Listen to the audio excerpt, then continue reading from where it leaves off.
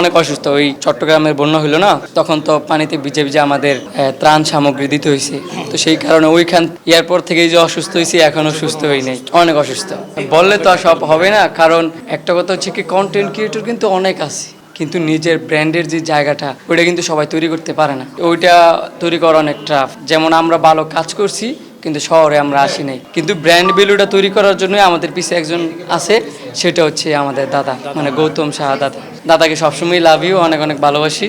এবং আমরা চেষ্টা করি, বিশেষ করে চাই, মানে আমরা সবাই, আর আমি তো সবসময় চাই, আমার কথা হচ্ছে যার সাথে আমি একবার সম্পর্ক করি মৃত্যুর আগ পর্যন্ত ওই সম্পর্ক থাকবে ইনশাল্লাহ। আমাদের এলাকা না, এটা হচ্ছে নোয়াখালী। আমরা একটা ওপেনিংয়ে গেছিলাম, এখানে আমরা অনেক দুষ্টুমি করছি। আর দাদা তো বলতে গেলে এক হচ্ছে দাদা, দ্বিতীয় কথা হচ্ছে উনি হচ্ছে আমাদের বন্ধু। বয়সের কোনো বন্ধু মানে না, সেটা যদি আমাদের মধ্যে দেখেন যে আমরা কিন্তু সবাই এক বয়সের, সেম বয়সের, কিন্তু দাদা কিন্তু আমাদের থেকে অনেক সিনিয়র। কিন্তু এটাই প্রমাণ করে যে বন্ধুত্বের কোনো বয়স হয় না।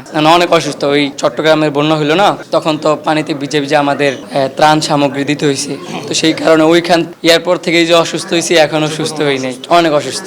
বললে তো আর সব হবে না, কারণ একটা কথা হচ্ছে কি, কন্টেন্ট ক্রিয়েটর কিন্তু অনেক আছে, কিন্তু নিজের ব্র্যান্ডের যে জায়গাটা ওইটা কিন্তু সবাই তৈরি করতে পারে না। ওইটা তৈরি করা অনেক টাফ। যেমন আমরা ভালো কাজ করছি, কিন্তু শহরে আমরা আসি নাই, কিন্তু ব্র্যান্ড ভ্যালুটা তৈরি করার জন্যই আমাদের পিছে একজন আছে, সেটা হচ্ছে আমাদের দাদা, মানে গৌতম সাহা দাদা। দাদাকে সবসময় লাভ ইউ, অনেক অনেক ভালোবাসি। এবং আমরা চেষ্টা করি, বিশেষ করে চাই, মানে আমরা সবাই, আর আমি তো সবসময় চাই, আমার কথা হচ্ছে যার সাথে আমি একবার সম্পর্ক করি মৃত্যুর আগ পর্যন্ত ওই সম্পর্ক থাকবে ইনশাল্লাহ। আমাদের এলাকা না, এটা হচ্ছে নোয়াখালী। আমরা একটা ওপেনিংয়ে গেছিলাম, এখানে আমরা অনেক দুষ্টুমি করছি। আর দাদা তো বলতে গেলে এক হচ্ছে দাদা, দ্বিতীয় কথা হচ্ছে উনি হচ্ছে আমাদের বন্ধু। বয়সের কোনো বন্ধু মানে না, সেটা যদি আমাদের মধ্যে দেখেন যে আমরা কিন্তু সবাই এক বয়সের, সেম বয়সের, কিন্তু দাদা কিন্তু আমাদের থেকে অনেক সিনিয়র। কিন্তু এটাই প্রমাণ করে যে বন্ধুত্বের কোনো বয়স হয় না।